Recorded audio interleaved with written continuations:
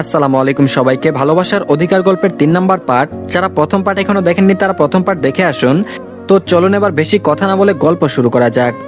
সকাল 7টায় ঘুম ভাঙলো নেহার। হাত ব্যথায় নাড়তে পারছে না, করে কাউকে খুঁজে পেল না। ভেবেছিল নিখিল হয়তো তার সাথে থাকবে, সকালে চোখ খুলতে মানুষটিকে এক নজর দেখতে পাবে। কিন্তু সব আশা কি মানুষের পূর্ণ হয়? নিজের প্রতি বিরক্ত হচ্ছে এখন। কাটলো ভালো কথা, তাই বলে ডান হাতটা কেন বাম হাতে ভর দিয়ে উঠলো। কোন রকম মুখ ধুয়ে বের হয়ে ওড়না জড়িয়ে এক হাতে চুল বাঁধতেও পারেনি। তার লম্বা চুলগুলো মুক্তি পেয়ে নিজেদের আধিপত্য চালাচ্ছে। আজকে নেহার সত্যি সত্যি ভাগ্য খারাপ, নিখিলের পাশের চেয়ারটা ছাড়া একটাও খালি নেই। আজ তো স্বয়ং সেতারা বেগমও উপস্থিত। নেহা ঘুমটা টেনে নিয়েছে চুলে, যাতে বিরক্ত করতে না পারে।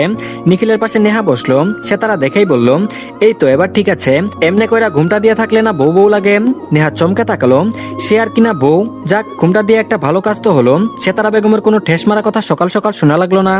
মেয়েকে দেখে তাহমিদার অভিমান এবার তরতর করে বাড়লো। নেহা মুখ বাঁকিয়ে বাচ্চাদের মতো বলল, মা খাইয়ে দাও না একটু।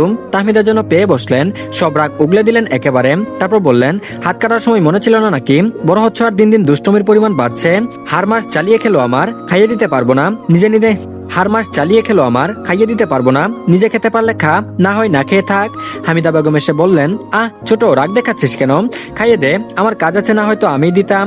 তাহমিদা বেগম বললেন, আপা তুমি এটাকে আদর দেখাবে না তো একদম? লাই পেয়ে পেয়ে মাথায় চড়ে বসেছে। নেহার মন খারাপ হলো, অভিমানে টইটম্বুর হলো মন। উঠে যেতে নিলে নিখিল ওরা এক হাত চেপে ধরলো। চোখ রাঙিয়ে বুঝাই একদম নড়বি না। নেহা হাত ছাড়ানোর জন্য জোরাজুরি করে, কিন্তু ফলের কোঠা দাঁড়ায় শূন্য। এরকম একটা তাগড়া যুবকের কাছে তার শক্তি চুনোপুটির নেই।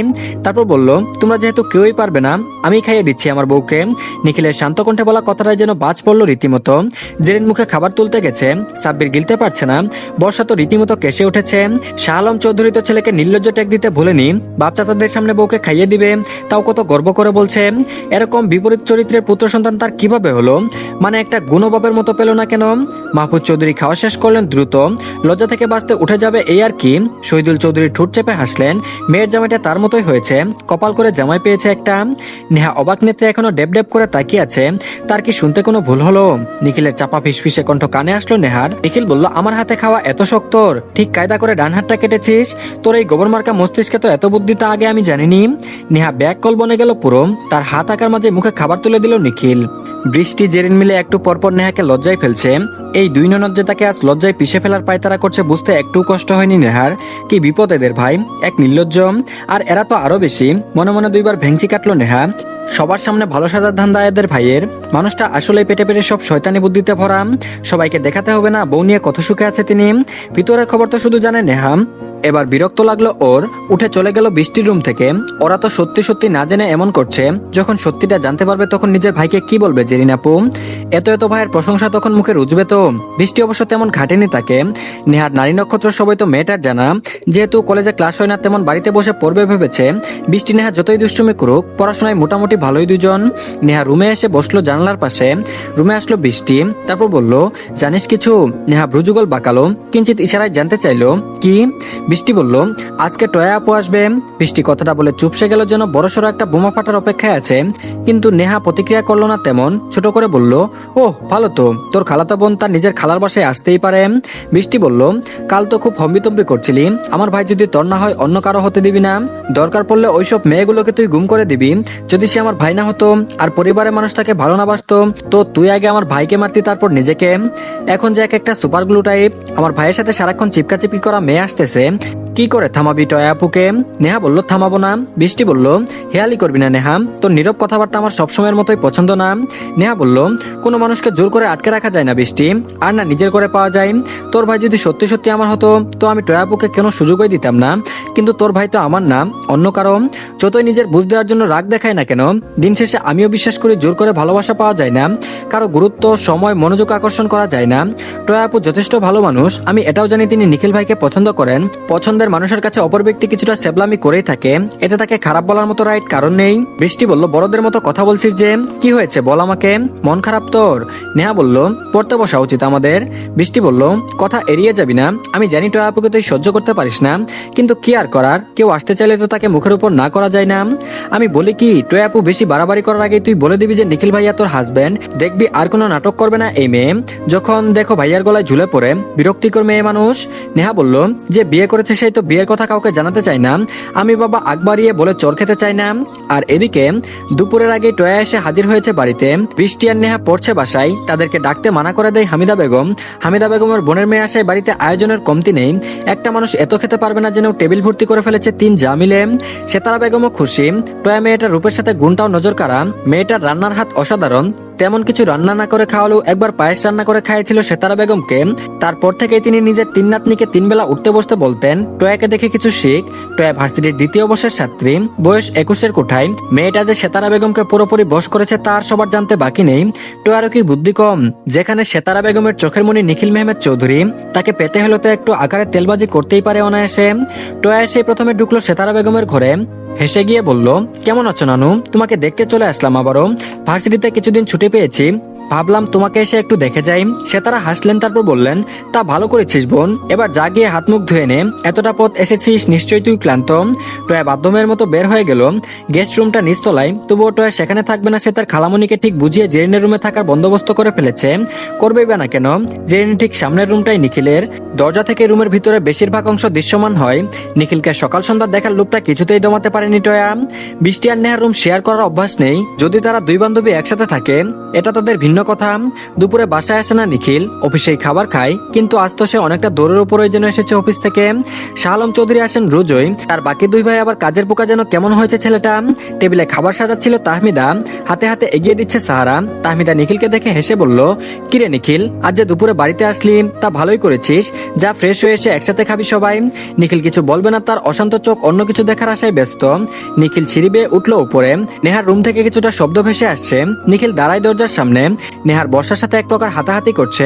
বৃষ্টি হাসছে আর বলছে, ভালোই হয়েছে, তোর আর লেখার ঝামেলা নেই, বরং এক কাজ কর, গিয়ে ঘুমা সারাদিন, পরীক্ষায় তোর খাতাটা একটা 2 এর বাচ্চা দিয়ে লিখিয়ে নিস। নেহা রেগে বলছে, মজা নিবি না বৃষ্টি, তুই বের হ আমার রুম থেকে, সামনে আসবি না 2 দিন। বৃষ্টি বলল, 2 মিনিট হলেও কথাটা রাখতে পারি আমি, বলে হা করে হাসলো। নেহা মনোযোগ দিল টেস্ট পেপারের উপর। লিখতে পারছে না দেখে বাংলা আর জীববিজ্ঞানের এমসিকিউ সলভ করছে সে। সেই থেকে বৃষ্টি পদার্থের অঙ্ক করছে আর মাঝে মধ্যে নেহাকে খোঁচা মারছে। নেহা বৃষ্টি একসাথে বাইরে তাকায় শব্দ শুনে।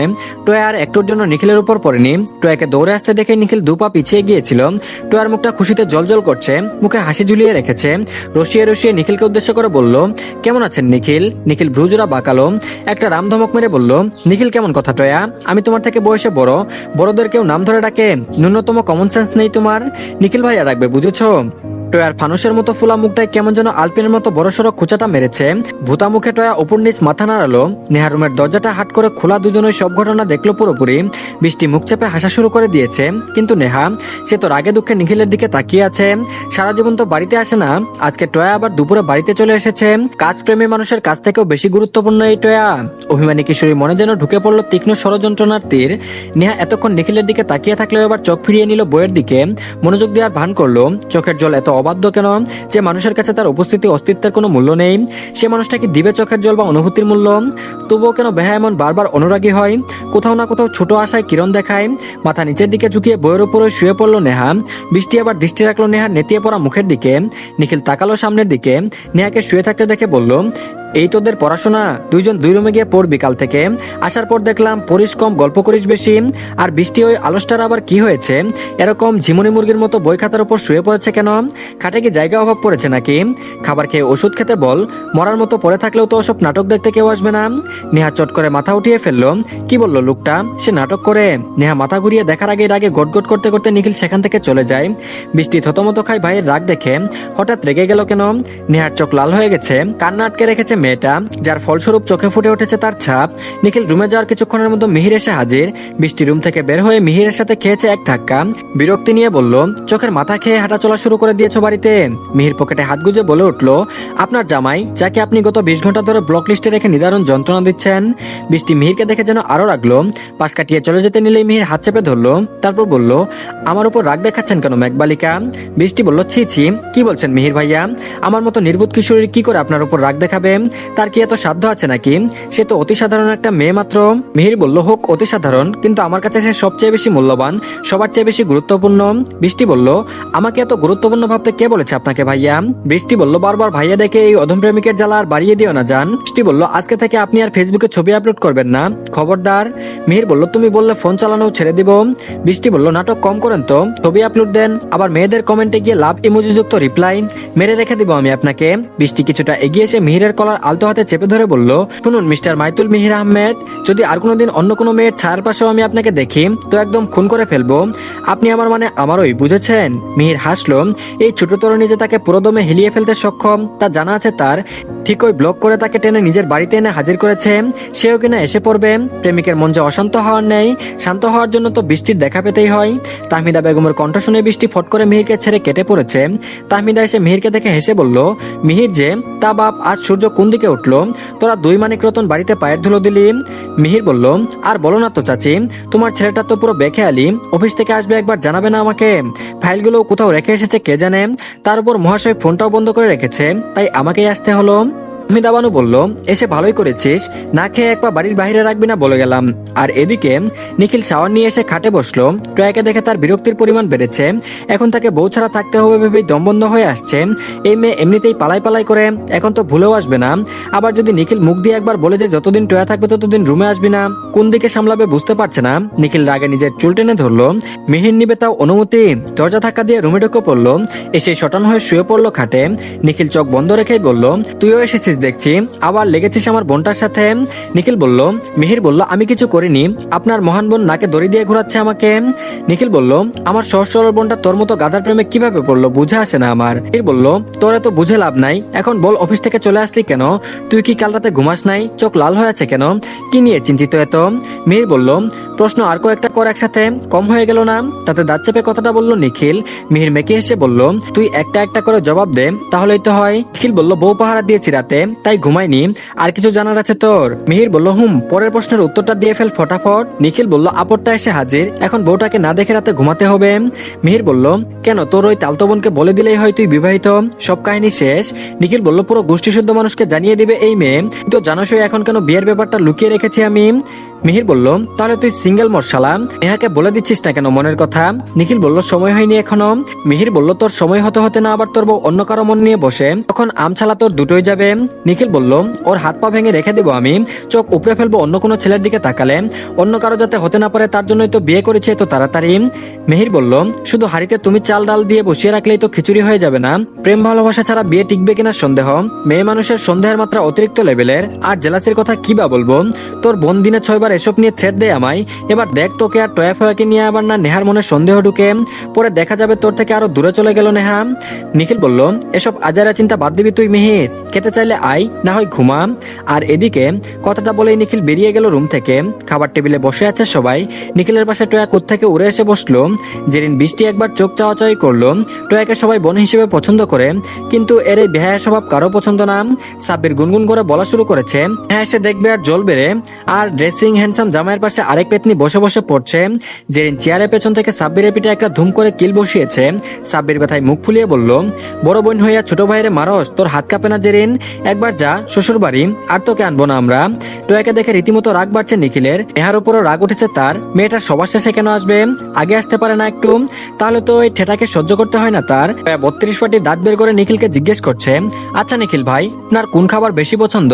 আসলে আমি রান্না শিখছি তো আপনাকে রেঁধে খাওয়াতাম আর কি। মিহির তো বেশ মজা পাচ্ছে এবার, বুঝুক নিখিল। মিহির ছুটেনে বলল, ও মা তাই নাকি টয়া? তা আমরাও তো আছি, আমাদেরকেও খাওয়াতে পারো চাইলে। শুধু নিখিলকে অফারটা দিতে চাইছো যে? নিখিল কটমট চোখে তাকায় মিহিরের দিকে। মিহির দেখেও না দেখার ভান করে। টয়া না মানে করে বলে, সবাইকে খাওয়াবো ভাইয়া। তাহমিদা রান্নাঘর থেকে ডাকলেন বৃষ্টিকে। বৃষ্টি উঠে যেতেই সাব্বির ফিসফিস করে বলল, জেরিন, যেদিন টয়া জানবে না ভাইয়া আমার কিউট নেহা বোনটিকে মন দিয়ে বসে আছে, সেদিন দেখবি মেয়েটা বেহুশ হয়ে পড়ে থাকবে ডাস্টবিনের কোনায়। মিহির কথাটি শুনে এসে বৃষ্টির চেয়ারে বসলো। বসলো, তারপর বলল, এই সাব্বির তুই জানলি কি করে নিখিল নেহাকে মন দিয়েছে? মিহিরের ভ্রু কুচকানো দেখে সাব্বির জেরিনের দিকে তাকায়। জেরিন হেসে বলে, ওই না মানে আমরা সেদিন।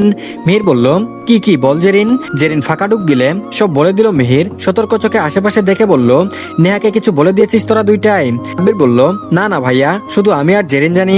সাব্বিরের কথায় মিহির তপ্তশ্বাস ছাড়লো। বৃষ্টি জানলেও নেহা জানবে, দুইটার একটাই, ও জানে না শান্তি। বৃষ্টি এসে মিহিরকে নিজের চেহারা দেখে চোখ রাঙালো। মিহির উঠে গিয়ে আগের জায়গায় বসলো। দিয়ে নামার সময় নেহা স্পষ্ট দেখেছে নিহিল আর টয়া হেসে হেসে কথা বলছে পাশাপাশি বসে। নেহার মনটা হঠাৎই আশারের মেঘে ছেয়ে গেল। মিনিট দুয়েক সে তাকিয়ে থাকলো টয়া আর নিখিলের দিকে। নিখিলের পাশে কি টয়াকে বেশি মানায়? কথাটা নিজের কানে বেশ কয়েকবার বাজলো, নিখিলের পাশে টয়াকে বেশি মানায়। নেহা ধীর পায়ে হেঁটে আসলো টেবিলের সামনে। তাহমিদা মেয়েকে দেখাই বলল, বস, খাইয়ে দিচ্ছি আমি। নেহার অভিমানী মন মায়ের কথা শুনতে নারাজ। সকালে তো সবার সামনে বললো নিজে পারলে খা, না হয় না খেয়ে থাক, এখন তো দরদ দেখাতে হবে কেন? নেহা টেবিল থেকে একটা প্লেট উল্টে তাতে 1 চামচ পোলাও নিল। সবগুলো পদ দেখলো, যেটা হাতে না ছুঁয়ে খাওয়া যাবে ওরকম দেখলো শুধু ডিমের কোরমাটাই নজরে পড়লো। প্লেটে একটু তুলে নিয়ে রান্না করে গেল সে। তাহমিদা একবার দেখলো মেয়েকে। নেহা একটা চামচ হাতে নিয়ে ফিরলো, প্লেটটা হাতে নিয়ে রুমের দিকে যেতে লাগলো। এখানে বসলে ওর গলা দিয়ে খাবার নামবে না। আজ নিখিল টয়াকে একসাথে দেখার মতো মন মানসিকতা এখনো অন্তত নেই নেহার। পেছনে রাশভারী কণ্ঠে নিখিল বলে উঠলো, টেবিলে বসে খা নেহা। নেহা শুনলো না, থামলো না পর্যন্ত, আপন মনে হেঁটে উঠে গেল সিঁড়িতে। নিখিল রাগে হাত মুষ্টিবদ্ধ করলো। নিখিল আবার চেঁচিয়ে বলল, ছোট মা, তোমার মেয়ে দিন দিন চরম বেয়াদব আর অবাধ্য হচ্ছে। বড়দের কথা অমান্য করে কোন সাহসে? ওকে সাবধান করে দাও, এর পরিণাম কিন্তু বেশি ভালো হবে না বলে দিলাম। নেহা শেষ সিঁড়িতে উঠলো, কথাটা পুরোটা শুনেও থামেনি। রুমে ঢুকে শব্দ করে দরজা আটকে দিয়েছে। নিখিল টেবিল ছেড়ে ওঠার পূর্বেই তাহমিদা এসে বললেন, না খেয়ে উঠবি না নিখিল? একটা পাগলের উপর রাগ দেখিয়ে তুই কেন না খেয়ে থাকবি? বেশি তেজ দেখাতে কে বলেছে ওকে? যেহেতু নিজেরটা নিজে করতে পারবে, তখন আমাদেরও উচিত ওকে নিয়ে না ভাবা। ছোট বাচ্চা না, ও যথেষ্ট বড় হয়েছে, এসব আচরণ মেনে নিবে না কেউ। আজ আসুকর বাবা, একদম সোজা করার ব্যবস্থা করছে আমি। সবাই খাওয়াই মন দিল, এখন কিছু বলে লাভ নেই। মহল গরম। নেহা চুপচাপ খেয়ে লাইট বন্ধ করে শুয়ে পড়েছে। প্লেটটা রাখতেও নিচে যায়নি। নিখিল কিছুক্ষণ পরই উপরে আসলো। নেহার রুম লক করা দেখে মেজাজ বিগড়ে গেল ওর। মিহির পেছনে এসে দাঁড়ালো। নিখিল বলল, মিহির, ওকে দরজাটা খুলতে বল একবার, চোর মেরে ঠিক করে দিব। বেয়াদব আমাকে তেজ দেখায়। মিহির বিরক্তি নিয়ে বলল, একদম ঠিক করেছে, ওর জায়গায় আমি থাকলে আরো বেশি করতাম। এই নিখিল, একটা কথা বলতো আমাকে, তুই কি একটু ভালো করে কথা বলতে পারিস না ওর সাথে? ওরকম সারের মতো ডাকছিলি কেন? আবার কি করলি চাচির কাছে? মেয়েটাকে বকাও খাওয়ালি। এরকম করতে থাকলে দেখবি একদিন না একদিন ঠিক ওই নেহা তোকে রেখে অন্য কাউকে বিয়ে করে নেবে। নিখিল রাগে তরতর করে কাঁপছে, চোখ মুখ লাল হয়ে আসছে। তারপর বলল, আর কোনোদিন যদি এই কথা মুখেও আনিস বেশি ভালো হবে না মিহির। মিহির বলল, তাহলে ওর সাথে ভালো আচরণ কর, মিষ্টি করে কথা বলতে শিখ। টয়া হেলে দুলে চলে এসেছে নিখিল মিহিরের কাছে। পেছনে বৃষ্টি, জেরিন, সাব্বির আর রূপ। টয়া বলল, নিখিল ভাই, চলুন না আমরা সবাই মিলে এখন গল্প করি। মিহির মনে মনে বলল, এই মেয়ের মুখটা কি কিছুক্ষণ বন্ধ রাখতে পারে না নাকি? নিখিল রুমে যাওয়ার জন্য পা বাড়ালো। মিহিরের উদ্দেশ্যে বলল, আমি এখন অফিসে যাব, তুইও যাবি? অপেক্ষা কর, আমি আসছি। মিহির অবাক হয়ে বলল, তুই তো বলেছিলি আজ আর যাবি না, তাহলে এখন? নিখিল আর কোনো উত্তর দিল না। বৃষ্টি নেহার রুম লক করা দেখে চুপচাপ নিজের ঘরে গিয়ে বসলো। জেরিন রুমে যাওয়ার সময় টয়াকে বলল, তুই দাঁড়িয়ে আছিস কেন? রুমে চল। তো ধন্যবাদ সবাইকে, এই পার্টটি এই পর্যন্তই। পরবর্তী পার্টও দিয়ে দেওয়া হয়েছে, সবাই দেখে নিন।